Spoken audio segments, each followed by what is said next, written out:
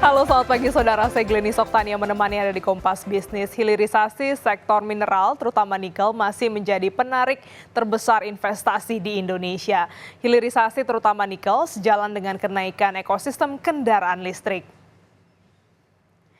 Pada kuartal keempat, total investasi hilirisasi mineral masih didominasi smelter dengan nilai 65,1 triliun.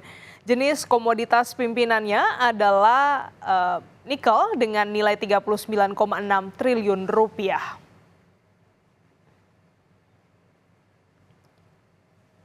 Jika ditarik 1 tahun penuh pada 2023, smelter juga masih memimpin realisasi investasi di sektor hilirisasi dengan nilai 216,8 triliun rupiah.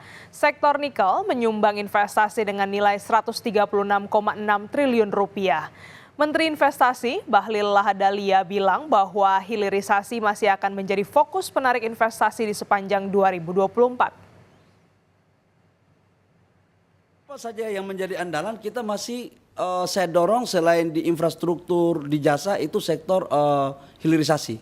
Karena saya target nanti di tahun 2024 hilirisasi yang sekarang sudah mencapai hampir 40% itu akan mencapai di sekitar 45-50%. Jadi di hilirisasi tapi diperluas, tidak di pertambangan aja, kita sudah mulai perluas karena calon-calon investornya juga udah mulai kelihatan.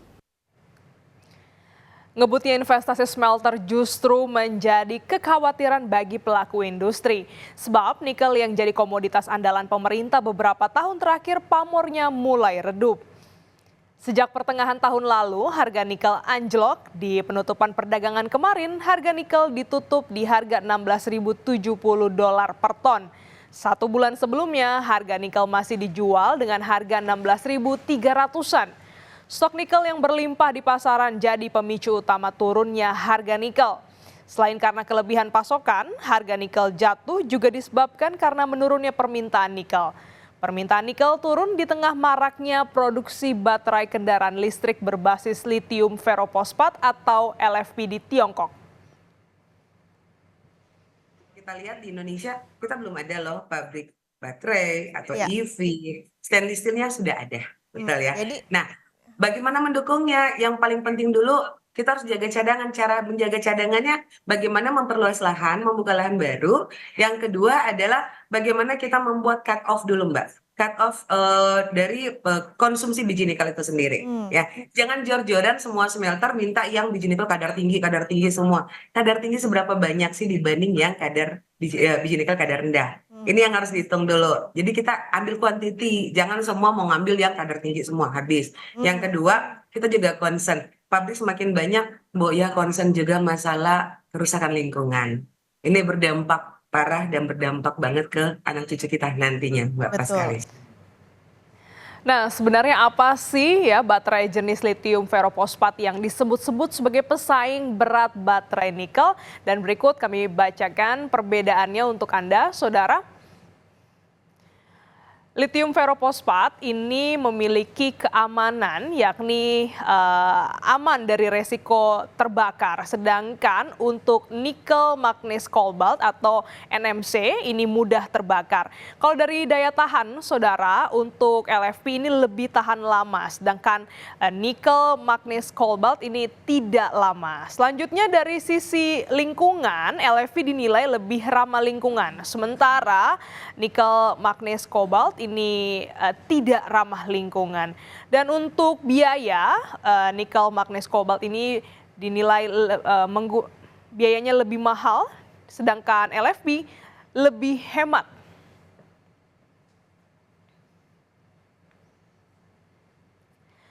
Menko Kemaritiman dan Investasi Luhut Binsar Panjaitan buka suara soal masalah nikel yang sempat disebut-sebut saat debat Cawapres pada hari Minggu kemarin. Melalui akun Instagram resminya, Luhut mengklaim harga nikel yang trennya turun tidak berbeda dengan siklus mineral lainnya. Selama 10 tahun terakhir, sejak 2014, Luhut bilang bahwa harga nikel masih lebih tinggi saat ini. Bahkan saat hilirisasi nikel dilakukan, harga nikel masih 12 ribuan, jauh lebih rendah dibanding harga yang sekarang. Luhut juga mengklaim bahwa baterai nikel yang lebih ramah lingkungan dibanding dengan baterai jenis LFP. Kan siklus daripada komoditi itu kan bernaik turun. Apakah itu batu bara, atau nikel, atau timah, atau emas, apa saja. Tapi kalau kita melihat selama 10 tahun terakhir ini, harga nikel dunia itu ya di 15 ribuan. Bahkan pada periode 2014-2019, periode hilirisasi mulai kita lakukan, harga rata-rata nikel itu hanya 12 ribu. Kalau harga nikel terlalu tinggi, sangat berbahaya. Kita belajar dari kasus kobalt. 3 tahun lalu harganya begitu tinggi, orang akhirnya mencari bentuk baterai lain. Itu salah satu lahirnya lithium ferrofosfat itu. Jadi ini kalau kita juga membuat harga itu ketinggian, orang akan cari alternatif lain. Teknologi berkembang sangat cepat. Oleh karena itu kita mencari keseimbangan benar. Keseimbangan supaya betul-betul barang kita ini tetap masih dibutuhkan sampai beberapa belas tahun yang akan datang. Kita nggak tahu berapa tahun. Tapi ingat, apakah sentimen merosotnya harga nikel akan memengaruhi pergerakan saham nikel? Kita langsung menuju ke lantai bursa bersama jurnalis Kompas TV, Tifal Solesa. Selamat pagi, Tifal. Apakah harga saham emiten yang berkaitan dengan nikel ikut turun? Kalau kita merujuk dari pergerakan perdagangan kemarin di tanggal 24 Januari 2024 sebetulnya bergerak variatif. Kita coba melihat di dua emiten saja, yakni PT Aneka Tambang dengan kode ANTM dan juga PT VEL Indonesia dengan kode INCO. Kemarin itu dicatatkan untuk ANTM ini terkoreksi 4,66% ke level 1.535 per lembar saham. Sementara hal sebaliknya tercatat untuk emiten INCO naik justru 2,79% ke level 4.050 per lembar saham begitu. Kalaupun dibaca atau dirunut lagi ataupun kemudian kita analisis lebih dalam ini, tampaknya ini tidak seiring sejalan dengan kondisi komoditas nikel yang harganya justru turun dalam beberapa waktu ke belakang ini. Bahkan disebut ini turunnya sebesar 67% ketimbang harga tertinggi yang tercatat pada bulan Maret 2022 lalu. Nah, dalam analisis dari beberapa hal begitu, sebetulnya ada dua faktor kunci yang terlihat di sini. Pertama, masalah jumlah oversupply ataupun juga kelebihan produksi dari komoditas nikel yang tercatatkan sampai dengan saat ini di tengah kondisi pelemahan ekonomi secara global, ditambah lagi dengan adanya gejolak geopolitik yang membuat akhirnya permintaan ini juga tidak seiring sejalan berjalan begitu sesuai dengan jumlah produksi yang terus bertambah sampai dengan saat ini begitu. Ditambah lagi juga kondisi ini diperburuk lagi dengan munculnya lithium ferrofosfat. Begitu ya, ada LFP yang sempat muncul istilah itu saat debat keempat pemilihan presiden 2024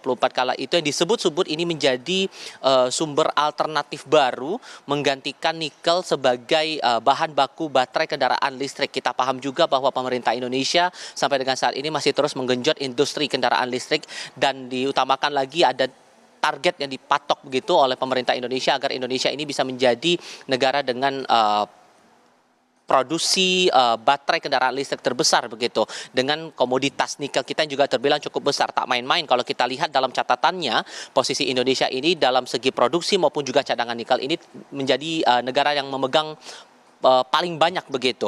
Untuk level produksi angka kita 48,8% dari komoditas secara global, lalu untuk cadangan nikel kita terbesar 29,8% secara global juga. Tapi di sisi lain sekalipun ada pembandingnya begitu, nikel versus LFP saya katakan begitu, namun masih ada sentimen positif bahwa nikel ini masih akan tetap dibutuhkan di tengah upaya Indonesia dan juga negara-negara lainnya untuk memajukan lagi sektor industri kendaraan listrik begitu. Kita juga coba cek lagi data realisasi investasi di bidang hilirisasi yang dicatatkan terakhir kali oleh Badan Koordinasi Penanaman Modal atau BKPM. Terakhir kali dicatatkan secara kuartalan itu untuk smelter nikel sendiri nilai investasinya sebesar 65,1 triliun secara kuartal keempat tahun 2023 dan secara tahunan itu sebesar 216,8 triliun rupiah. Itu dicatatkan dari Januari hingga Desember 2023. Sementara untuk ekosistem kendaraan listrik sendiri dicatatkan secara kuartalan untuk baterai kendaraan listrik ini